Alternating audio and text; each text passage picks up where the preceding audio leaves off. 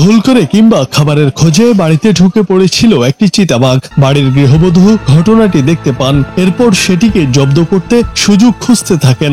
বাঘ ঘরের ভেতরে ঢোকার পর তিনি বুদ্ধি করে দরজা আটকে দেন, কৌশলে বাঘের এক পা রশি দিয়ে বাঁধেন। এরপর তিনি সেটিকে চাদর পরিয়ে দেন। ঘরের প্রধান দরজায় গ্রিল লাগানো ছিল। বাঘটিকে বন্দী করার পর গ্রিলের ফাঁক দিয়ে রশি ঢুকিয়ে সেটিকে বাইরে ছেড়ে রাখেন তিনি। সংবাদ মাধ্যমের প্রতিবেদন অনুযায়ী আলোচিত এই ঘটনা ঘটেছে ভারতের রাজস্থানের উদয়পুরে। ইতিমধ্যে এই ঘটনার একটি ভিডিও সামাজিক যোগাযোগ মাধ্যমে ছড়িয়ে পড়েছে।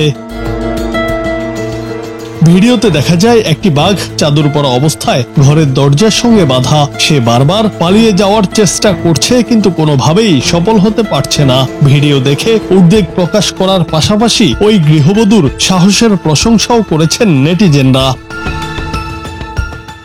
সবশেষে বন বিভাগের কর্মীদের খবর দেয়া হলে তারা এসে চিতাবাঘটিকে নিয়ে জঙ্গলে ছেড়ে দেন।